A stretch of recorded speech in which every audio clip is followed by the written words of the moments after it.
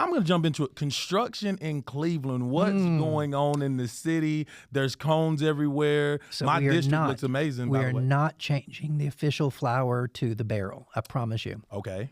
People have asked, All right. is that the new official flower of the city of Cleveland? The big orange barrel? It's not. But I'm glad you're happy. Yeah. I say this. The patience of Job. If everyone would just have patience, it's going to be epic. Epic. I have our producer today. We're talking about downtown Dalton. Yeah. People ask about downtown Franklin, Thompson Station. All of those great downtowns at one time were under construction. And that's what I say. If you'll be patient with us, it is terribly inconvenient. Yeah. But I'm old enough, you're not old enough yet, but I'm old enough to remember exit 20 was a 2-lane bridge. Wow. 1 lane in either direction.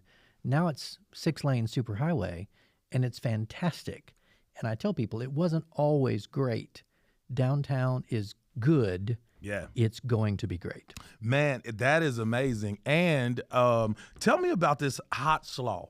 The Hot Slaw Festival. I was on the road. Yeah. I couldn't get You missed there. it? I missed it, but the pictures looked amazing. Like you guys had a blast. I was literally. I would have brought you hot slaw today. Yes, I was like, now, explain to the viewers what is that? They're like, Sure. Hot Slaw in the city of Cleveland, Bradley County. Talk to me. We are Hot Slaw USA. Come Okay, on. so Cleveland, Tennessee is now not only the world capital of hot slaw, but hot slaw has become the first official state food of the state of Tennessee. Wow. It's because back in the day, there was a Starview drive-in down on South Lee Highway, kind of where Bradley High School in that area is on South Lee Highway. And they created this condiment, coleslaw, Okay. added some mustard, make it yellow, Yeah. add some jalapeno, put some spice on it, Come on. throw it on hot dogs, throw it on hamburgers, throw it on, my favorite, on barbecue. Come on. It is the classic Cleveland condiment. Southern Living Magazine picked it up, Wow. traced the roots back. Turns out we're the only ones that have hot slaw or this variation of hot slaw. The Chamber of Commerce said, we need to celebrate this. And so they created the Hot Slaw and Art Y'all Festival. Come on. So they have hot slaw, art and crafts, thousands of people, now tens of thousands of people. This was the largest attendance we've ever had. Southern Living came back. New York Times, little newspaper up north, was here. It is global recognition for what is a wonderful addition to any sandwich. You can get it right here locally, Food City. Come on. All the stores. It's just a fantastic. And then all the restaurants. I was thrilled this year. The winner of the professional, as mayor, I get to judge the hot slaw contest. Come on, sir. And the professional winner was the Chef, also down on South Lee Highway. Yeah. The Chef restaurant.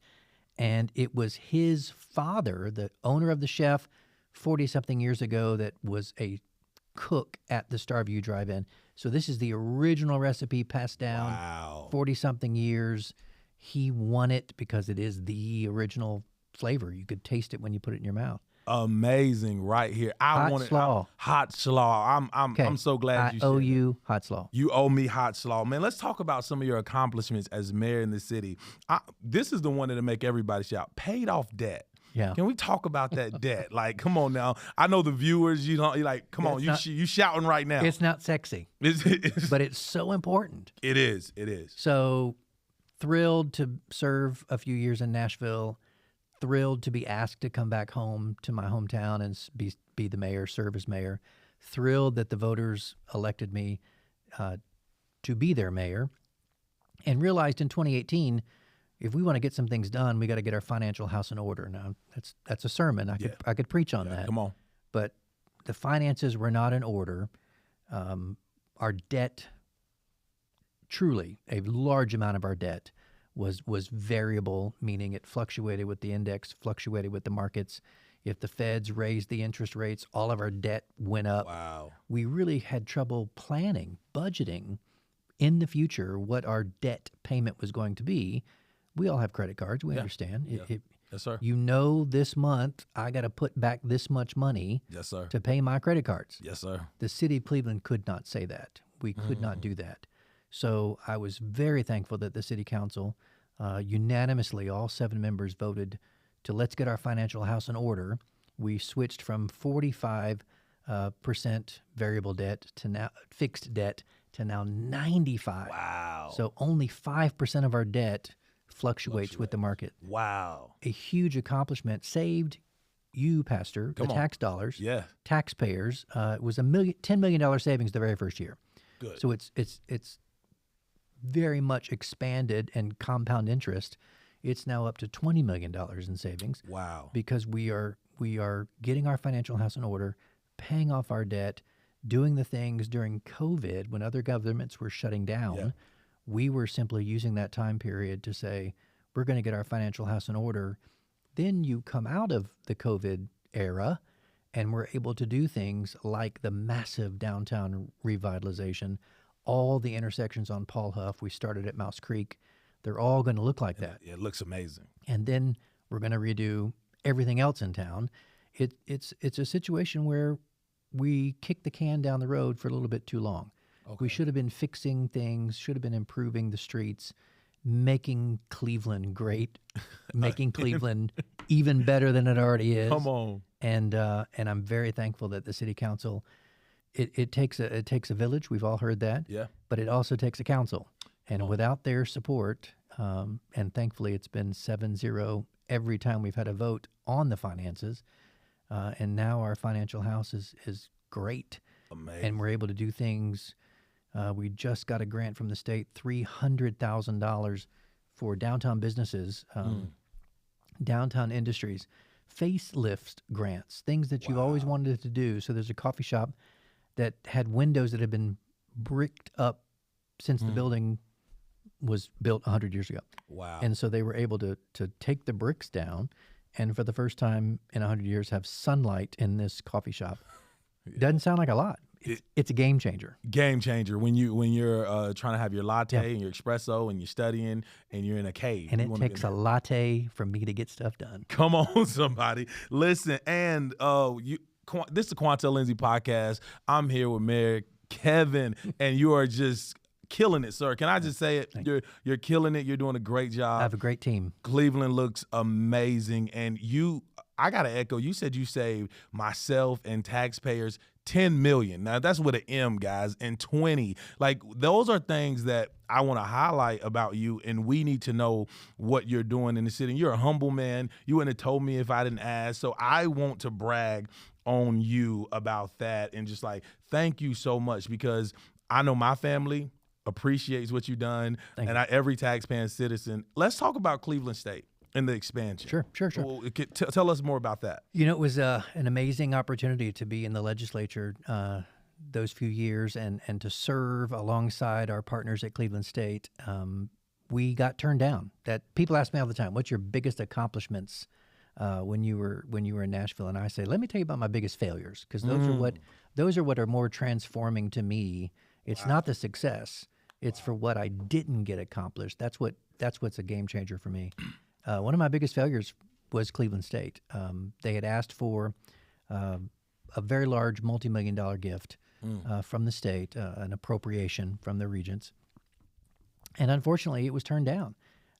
It was a big ask. It was $40 million because we did the research, and Cleveland State had never gotten a dime all 40 years of being alive. Wow. And I said, well, I'll say this, because the governor and some of the other people said, you know, that's a big chunk, Kev. You know, you're asking for a lot of money. And I said, well, it's $1 million for every year you skipped us. We haven't gotten a dime in 40 years. What a great counter! What a great counter! And they were like, okay, well, we're not going to be able to do that this year. But it's interesting. Government, you have to make compromises. It's much like marriage. When I do marriage counseling, I talk about compromise, the art of compromise. So I was on finance. There was another rep that had been there longer, had more seniority. Okay. And he wanted funding for his college. It's called Walters State. I had to look it up. Didn't know where it was. And they said, if you vote for Walters State this year, we'll help you with Cleveland State next year. And I said, well, I'll just say this. I will not be reelected if Cleveland State doesn't get something. We have to get our school a breath of fresh air. They desperately need the help. And so the very next year, Governor Haslam graciously gave us the ability and put it in the governor's budget, which the regents then appropriated to Cleveland State for the new nursing buildings, 22.3, 22.5 million, half of what we asked for, but double of what we had ever gotten in the past. Wow. And so I was thrilled to be a part of that. That was the same year that I announced I was resigning from the House. And so it was sort of a great going away gift. Good. Now, how many years did you serve in the House? 12. 6, one for every disciple is what I tell people. That last one was Judas. Oh, Said, I'm out. Oh, what a great I'm church! out. What a great church joke! Like, what a great Christian joke! That is amazing. And one thing I appreciate about Cleveland State, and I know my beautiful wife Kay does. I don't know if this is still standing, so don't quote me and don't bash me if I'm wrong. But my wife still holds the record for the youngest person to complete the nurses program. Come on. Cleveland State. And if I'm wrong, Cleveland State, don't correct me. Just let it live. But as of now, it was the youngest person in Cleveland State history to complete the nurses program. Tell your wife congratulations. Love, you heard the mayor said congrats. Congratulations. I married up. Kay, I love you. We'll do dinner later. Listen, let's talk about this veterans home. Yeah. Let's talk about our veterans who just yesterday I try to stop and make sure thank you, appreciate you, thank you for serving. Let's talk about that because so many say that our veterans are the forgotten people. They come home and all of them does not come home to a hero's welcome. It's true, and it's so true. Yet another one of my Hall of Fame failures. We thought we had the nurses veterans home totally lined up. We thought everything was fine. Unbelievably, we open up back then. You could open up the banner. Yeah, it wasn't online. It was a piece of paper in your hand. On Veterans Day, it was announced that some committee in Nashville, the real estate committee, had deemed the land that had been given, free land, was not acceptable to the state standard, and they just canceled the whole thing. Wow. And the banner picked it up, came out of Nashville, front page of the paper on Veterans Day. So we're standing at the courthouse, all the flags are up, all the pomp and circumstance and the veterans, and we're saluting. And someone walks up with the paper and says, "Mayor, what's your response? Or at that time, Representative, what's your response on this?" And I opened it up and I said, "What in the world?" And so it was this just crushing moment, not just for me, but for all of the elected officials, and of course the veterans who have been counting on this for so long, and again raced back up to Nashville, and fault. Well, and yes, in a big way, but it turns out that they had, we all in this new generation had Googled Earthed, like no one even came here. They Googled it and looked at it, and I'm like, wait a minute. First of all, this land was free.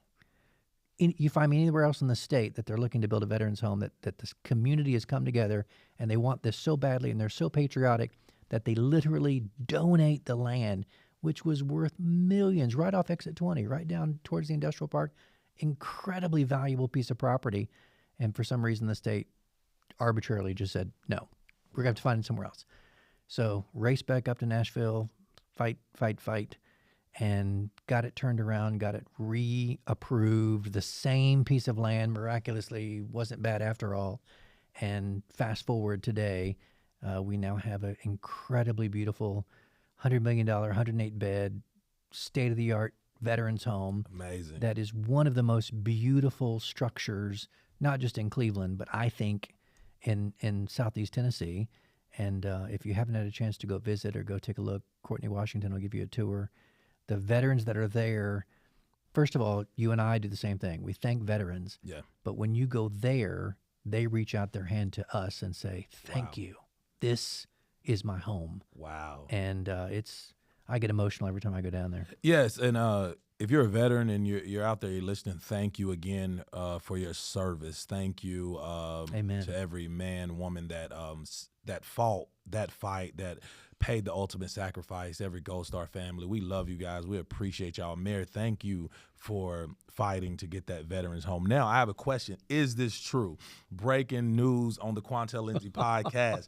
Bradley County has recruited more new jobs this year than any county in Tennessee? That's true. I heard it, and I asked, Commissioner, can you send that to me in writing? Yes. So I could tweet that? Yeah, so there are more jobs in this yeah. county and this city than any other county. 2023, we were able to say more new jobs were recruited to Bradley County than any other county, all 95 in the state of Tennessee. So we beat Williamson, we beat Knox, we beat Hamilton, we beat Shelby, all the big four. And it was just an amazing testimony and tribute to, first of all, the Chamber of Commerce. What a great job they do at the Chamber recruiting these industries. But the jobs that are coming, the industries that are building, the companies that have said we want to have our nexus and our headquarters in Cleveland and Bradley County, put us to number one. Wow. And yes, the Department of Economic and Development did send it to us in writing, and we were able to, I shared the heck out of that. Come on, so we beat the Big Four. We beat Big Four. Come on, right here. Mayor, what is, tell me, what do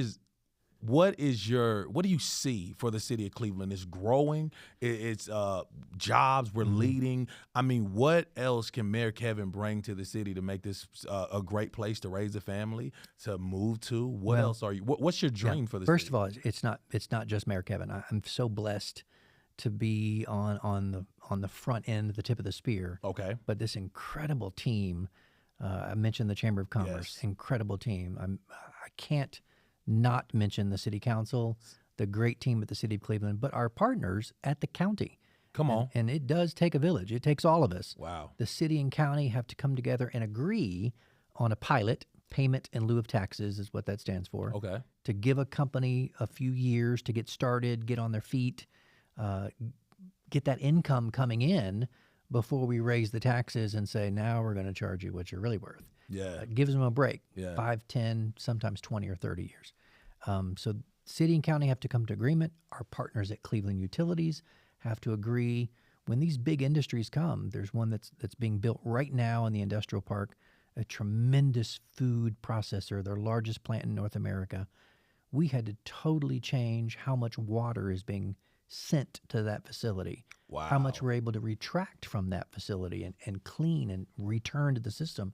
So it took all of these partnerships. So it's not truly, Pastor, it's not just Mayor Brooks. It's this team of Cleveland and Bradley County, the Chamber, Cleveland Utilities, quite frankly, the educators, because all these employees that are coming, they're all bringing their families, they're all bringing their kids. Yes. It's the house builders, it's the contractors, because all those people have to have a place to live. Yes. It's the team that paves the roads, because all these streets are going to have a lot more traffic. Yes. So all of that has to come into play.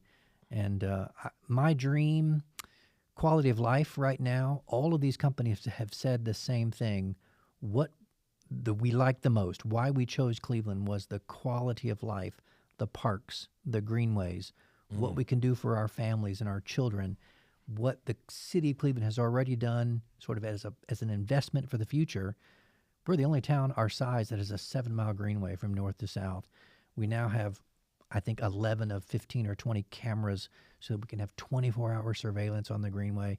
We're putting lights along the greenway. The newest grant's going to give us Wi-Fi all along the greenway. Wow. So all of these things, it's my son and daughter-in-law with my 2 grandchildren in the strollers that are going to have the Wi-Fi for their phones so they can reach out to Papa. Yeah. Meet me at Witt's Custard right now. Yeah. And so all of that is incredibly important to the quality of life, making sure not only the investments that we're making right now are smart, but they're going to be smart for the future. And that's my vision. That's amazing. And excuse me for saying Mayor Kevin. Do you prefer Mayor Brooks, Mayor? I'm sorry. I just prefer Kevin. Oh, okay. Well, my grandmother, my mother would not be pleased with me if I just referred to you as Kevin, sir. So I'm gonna have to say Mayor Kevin. Okay. Not only have you served, but you're a man of faith. You're a man in the Church of God. Why politics And how do you serve in the political realm, in the spiritual realm? And talk to us Wow. and explain about people say, well, church and state should be separate. So how does Mayor Kevin Brooks live through from chamber, politics, prayer, fasting? How do you do it all? How do you balance all? That's actually my favorite topic that very rarely I ever get asked, so thank you. Oh, good. I got to say, I can't begin without thanking the Church of God for allowing me. When I first got elected in 2006, but it was Dr. Dennis McGuire who I said, God is opening a door. And it may sound strange, but I believe I'm called to serve in public office.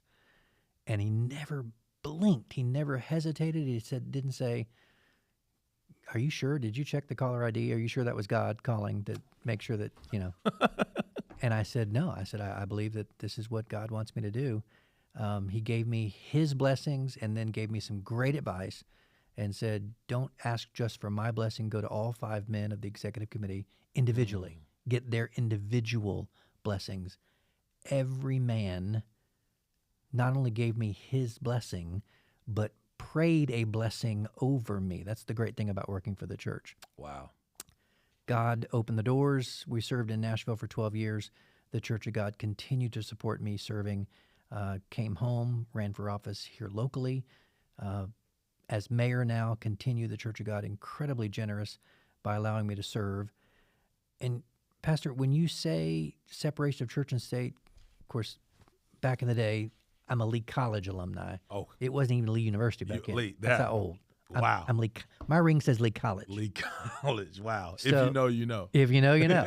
And so I'm a history major, and we studied the Constitution. Come on. And funny, separation of church and state is not in there. It's a myth.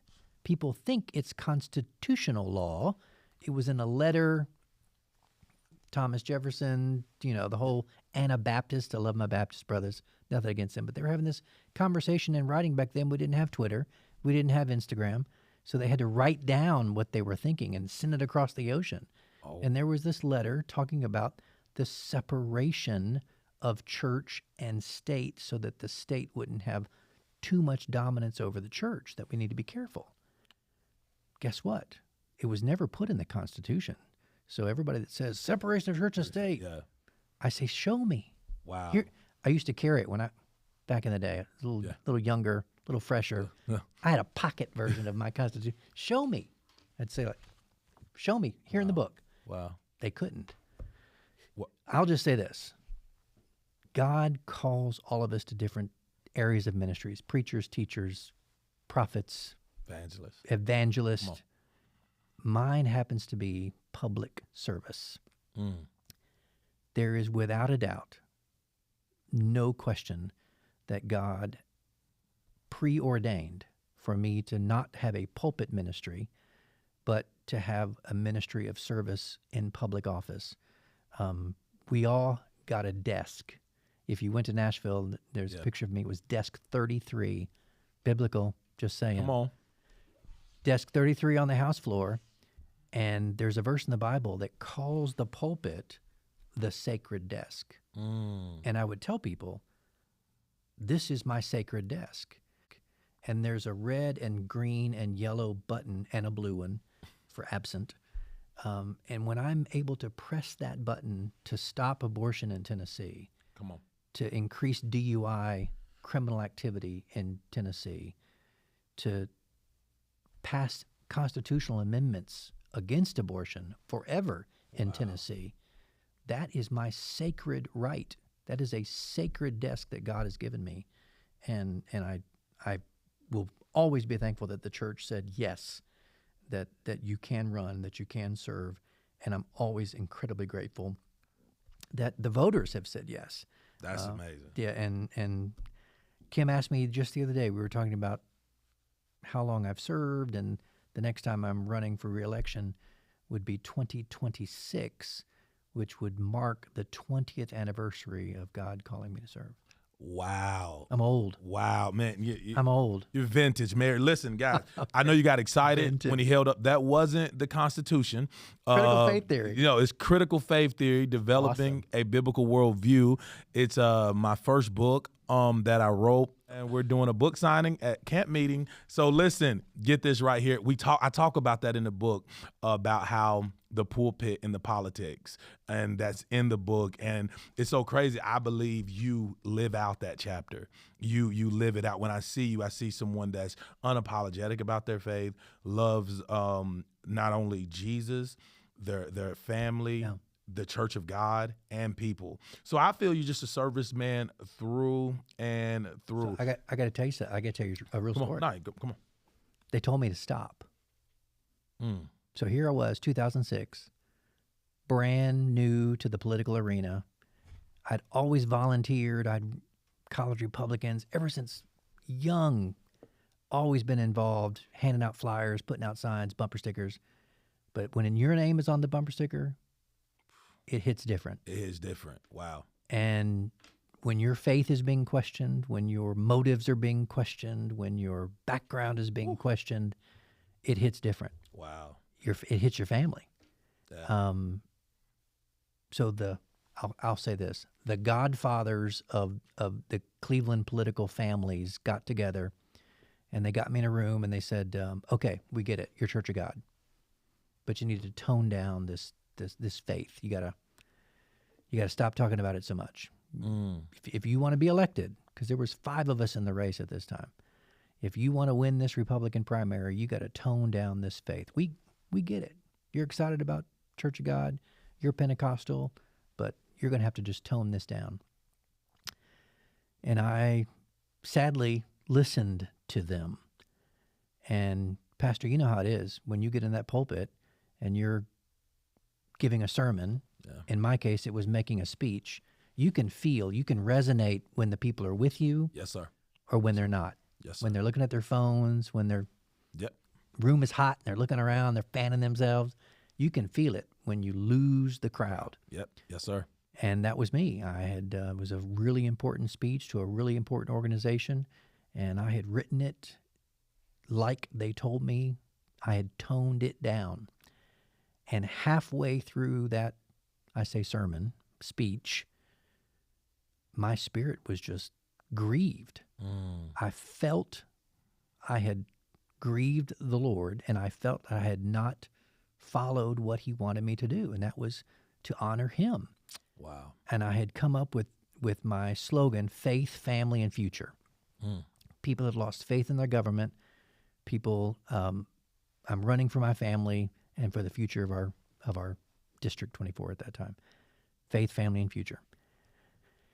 And I didn't talk about any of it. And I realized I had lost the crowd. I realized there's a verse in the Bible where God removed the favor from King Saul. Yep. I can tell you the millisecond he removed his favor from me. If you're not going to do what I told you to do, I'm done. And I just closed the book. And you know, if you're in the middle of a sermon, how hard it is to just hit the reset button and start over. Yeah. You're here and you need to be there. Yeah. And I did. I closed the book and I looked down and I looked back up and I said, "Ladies and gentlemen, I'm sorry." And the room got real quiet. And they said, and I said, "I'm not doing what I'm supposed to be doing right now. I was given some advice that I need to tone down my faith. And I did it. And I'm sorry." And I got emotional. You heard the voice crack. You heard the tear in my throat as I was trying to swallow and try to remain composed. Wow. And I said, "I'm here today to tell you I'm running because of my faith and that people have lost faith in our government. And I'm running to make this town and this district better for my family. So together our future will be successful." And I just kind of went back into my hole. And the applause and the response was instantaneous. And I kind of walked out of the room and I thought, man, this was the biggest endorsement of the campaign I was looking for. And I blew it. You can't start with A and end with Z. Yeah, yeah. And a guy followed me out. And he said, I don't belong to your party, and I can't vote for you. But I'll tell everybody I know to vote for you, because what I heard today, I've never heard. He called me a politician. I don't like that word. I like the word public servant, because I've never heard a politician do what you just did. Wow. Go against what they told you to do. And he had this big tear coming down. He goes, and if more people in Cleveland and more people in Washington were honest and would do what you just did, this country would turn around. And I said, sir, you don't know what you have just done for me. He kind of followed me out to my car. Kind of scared me, actually. Yeah. It's like a stalker. Kind of followed me out to my car. Yeah. And I said, you don't know what you've done for me. You have rekindled in my spirit what I needed to hear. And Pastor Q, from that day to this, I've never backed down. Never wavered. I realized God will honor me if I honor him. He says, I will draw all men unto you. You said people have lost faith in our government. Yeah. How many years ago did you say? 18 now. I feel you were a little, the prophetic fell on you right there, Mayor, because today. And it's getting worse. It's getting worse. People have lost faith. And he said he couldn't vote for you. Now, let's go to today and talk about the faith we have lost in our, not only our local, but our national. It's baffling to me. My biggest fear is what this arguing and this vitriol. It's not dialogue, it's diatribe, and I don't know why we have devolved into this in our society. But what scares me the most is every day I hear someone say, "Well, I'm just not going to vote." Wow. So it's not I'm not going to vote for your guy, or you're not going to vote for my guy. It's I'm just not going to vote. Yeah. I'm just not going to show up. And to me, apathy is worse than sympathy. I just absolutely think people are going to be apathetic, and they're just literally not going to participate in the election process because they've lost faith. And they're so frustrated. And so I come along and say, just believe. Give us one more chance. I really believe things are going to turn around. Ask people not to give up on the process. There's pain in the process. Yes. But you can't have progress without the process. Come on, sir. Come on. So that's you can't have that. You're so right. And don't give up. And I love what you said, Mayor, because I tell people all the time, you have the Republican Party, you have Democratic Party, Libertarian Independents, but we're not considering the people that's gonna sit out. It's true. That's the couch. They're going to stay on the couch. How do we galvanize people to biblically exercise their vote? I tell people all the time, when you go to cast your vote, especially to believers, go with a biblical worldview. 100%. Go with a biblical worldview. Look through the lens of Scripture. So how do we communicate that? We do podcasts, we put out books, and we want people to vote. Some people want to vote their conscience. I believe believers of all ethnicities should be voting with a biblical worldview. And we talk about that. And you spoke on something, abortion in the state of Tennessee, pressing the button to, could you elaborate more on that? Yeah, we had a constitutional amendment, and it took years and years and years, almost the entire 12 years that I was there, from start to finish, to add an additional constitutional amendment that we would never have abortion in the state of Tennessee. Okay. Amendment 1. And so you had all of these different process that you had to go through. It had to be heard twice. It had to be voted on twice. It had to go to the governor's office twice. I mean, there's just all of this process that you go through. And many, many people just gave up on the process. They said, it takes too long. Well, to change the Constitution is a really big deal. And so we made it, the forefathers of our state and our nation, made it to where it's a very difficult process to make something so permanent, our Constitution of the state of Tennessee. Wow. And so there's a very, very arduous process to get it changed. And I'm thrilled and honored that I got to be a part. There's 7 million state residents in Tennessee. Only 99 get to sit in that house. Wow. And you think about Davy Crockett and Andrew Jackson and Andrew Johnson and all of these famous Tennesseans that have walked up the same set of stairs that I was walking up. The Capitol's 153 years old now, or maybe even older than that now. But it's such a historic place. And to think, it was so humbling. I got on the elevator one day very, very young in my tenure there, dark hair, and I was thin. and I was just smiling, just thrilled. And one of the older senators, "What are you so happy about?" And I said, "I'm just happy to be here." And he said, "That'll change." And, got off the elevator, and I said at that moment, "Please, God, don't ever let that change. Don't ever let my love and honor for being here." And I was just there last week, walked up those same steps at the Capitol, and felt the same feeling of awe and honor to represent. I'm now mayor of Cleveland, so I got to represent the city at the Capitol, at the state level, and say, this is what we need in Cleveland. This is how we need your help. And I was honored to be able to do that. Wow. Mayor, could you speak with your experience serving the state of our country right now? If you in Mayor Kevin Brooks, your opinion, your knowledge as a scholar of the Constitution, if you had to say, man, what's the state of our country right now? Well, the state of our country is broken right now, and it's not just political. And again, I'm that interesting mixture of politics and Pentecostal. I'm a little dangerous, but our civic spirit is broken. Our spiritual centers are broken. People talk about true north. There's this great phrase that talks about true north. I've referred to my wife. She is my true north. She is my compass. Our country has lost its compass. Wow. When you get in your car and your GPS plugs in, it's telling you where to go. People have lost their moral compass. They've lost their spiritual compass. We've lost our civic compass. We've lost civility. When's the last time you jumped on any social platform? Facebook, Instagram, X, used to be called Twitter, LinkedIn, which is like Facebook for old people. Yeah. Any of those platforms, it is rare to see positive, uplifting, edifying anything.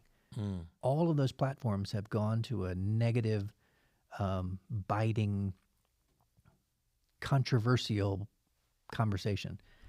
So much so, it's almost not enjoyable for me as an elected official to read it. Wow. If we announce a new chicken restaurant, which I'm excited about, fried chicken. Come on. It's not we're upset that it's coming. It's they built it in the wrong place. We need this on the south side. Wow. Well, as mayor, good news, my job is not to tell the chicken restaurant where to build their restaurant. My job as mayor is to make Cleveland so fantastic every chicken restaurant will want to be here. Yeah. It's not to tell where to go. It's to get them here. No. My job is to get them here because companies come, there's more jobs. And that's their job. It's America. It's free enterprise. Yeah. They can pick the north side. They can pick the south side. They can pick right in the middle. My job is not to tell them where. My job is to say, you will love it here. Give us a chance. Give it here, and in return, adds quality of living, adds jobs, family secure, and we get to keep saving that tax money you talked about. Before I let you get out of here, Mayor, your thoughts on the border and your thoughts on the border. So, again, I told you back in the day, Lee College, we're a country of immigrants. Immigration is how we all got here. My family 10 generations ago came from Dublin, Ireland. We had to come in somewhere, New York, Ellis Island, somewhere. Yeah. But there's a process. I said it a minute ago. To get to the progress, you got to get through the process. Come on. The process of legal immigration is broken, takes too long. I get comments on it all the time, especially when I was at the state level. But the border is also broken. We're letting millions of people flood through. Wow. No vetting process whatsoever. We're not even sure what language they speak, where they're from, what they're doing. Part of one of the boards that I serve on in Nashville, we're given security updates and some other things, and we're given pictures, and it's just head to toe of gang tattoo insignia on people that are crossing our borders freely. Wow. And they're catching this on camera, and they're realizing, okay, this is a very serious gang member who's coming into the country without any stop.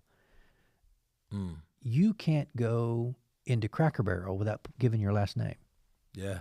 Wow. There's vetting everywhere we go. Everywhere. And for people to think it's unconstitutional and it's un-American, I can't get on an airplane.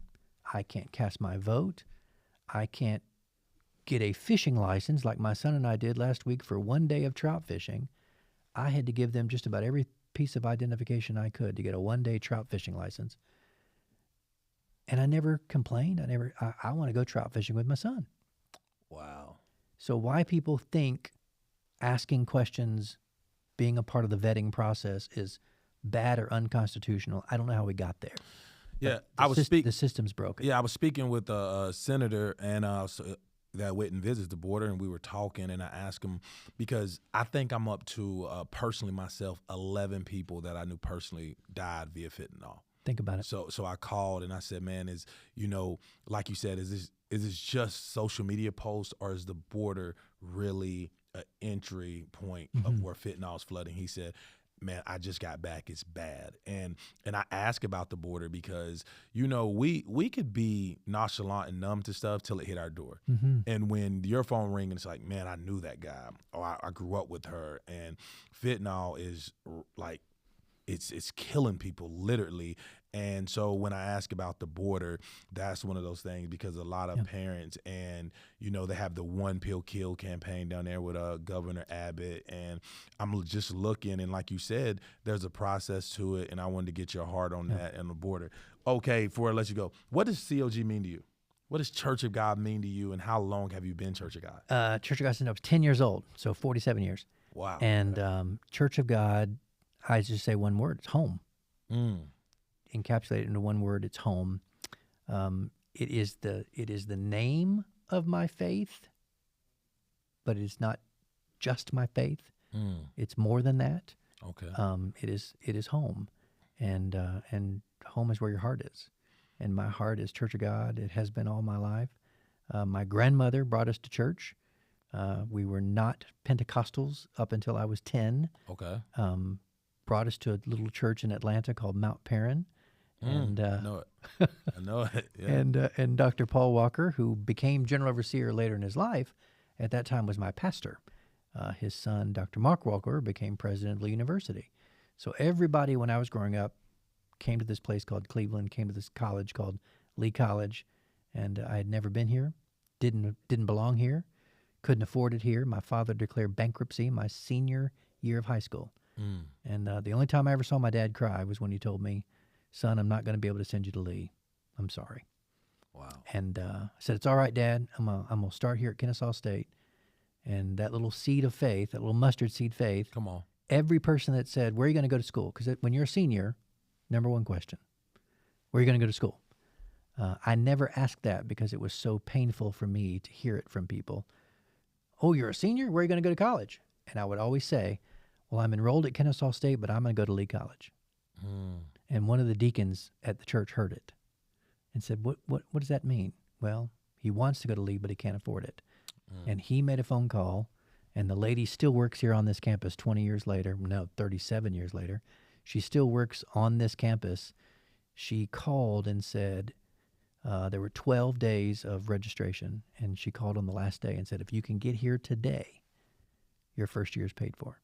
Look at God. Just come. Look at God. My parents said, we can't afford it. And I said, I think God's opening a door. And they said, well, if you want to go, you go, but we're not going. I packed my car, drove to a place I'd never been, checked in at a school I'd never seen, and the rest is God's history. God's history. Man, Mayor, thank you so much. Thank you. And I cannot let you get out of here without this. I know I said last question. Forgive me. This is my last one. What is the misconception from those in the viewers that don't understand a Republican and the Republican Party? Could you speak to that? What's a misconception? I mean, when you say Republican now, it's extremist, it's insurrect, it's this, it's that, and I'm like, I do life with some of them. I'm with one. I'm with a mayor. I met some amazing people. This left versus right thing, or right versus left. I'm like, when I see it, what is some of the misconceptions of the Republican Party? I think probably the best way to answer that, there are misconceptions on both sides. There is a far right and there is a far left. And I don't think either one of those are right. I think ideologically, both of those are equally misinformed, overzealous about whatever it is that they're pushing, whether it's far left or far right. There is an entire world of us right in the middle. Right in the middle. Wow. That's where Jesus was. Come on. In the marketplace. Come on. He was right in the middle. Right in the middle. He got in trouble when he went to the far right and went to the church. And he got in trouble when he went to the far left, the woman at the well. People got mad at him. His greatest ministry was right in the middle, in the marketplace. Moderation. So that's become a bad word. He's a moderate. Well, what does that mean? Well, that means you're moderately okay, or you're moderately approved of either the far right or the far left. I don't tell people I left the far right. I tell people the far right left me. I stayed right where I was. I don't agree with this hatred from the far right or the far left. I think they're both wrong. They're equally wrong. And there's a whole world of us that are right in the middle. Guess what? I am the mayor of everybody. Wow. Wow. When you come to the mayor's office, I don't check your voting record. I don't check your church membership. I don't ask who you represent or what you're doing or why you're coming. My door is always open. I'm the mayor of everyone. And I think that that's a big lesson that people have to understand. And it's a much harder lesson once you are in the office, once you hold the office. Your realization of that you represent everyone in Cleveland, rich, poor, black, white, north, south, east, west. It doesn't matter. These are residents of the city of Cleveland. And if they reach out to the mayor's office, I took an oath that I'm going to answer that phone call or I'm going to help. Man, hope that answered that question. That answered. You heard it here on the Quantel Lindsey podcast. We have the husband, the father, the man of faith. He's not far right. He's not far left. He's in the middle, loving everybody. Man, thank you so much, Mayor.